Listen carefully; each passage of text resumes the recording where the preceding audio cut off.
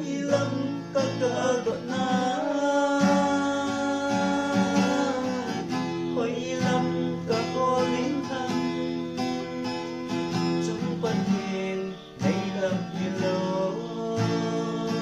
nang matilgot ay isiin kaya ko namang lawit lai tim damin kakain ilanatan pa ko nagsundan kaanganan mo pangirayan sumbi tay ko baka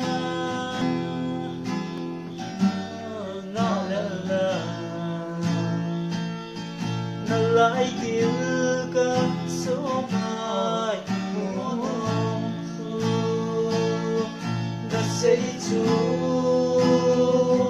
lay tim damit kalung dilin posulo don't keep me said I'm going kaya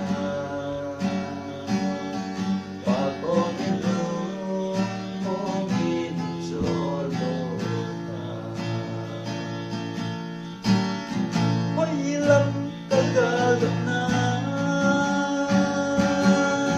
hoy ilam kakolintan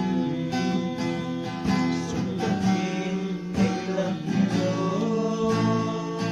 nang matildo ay isiin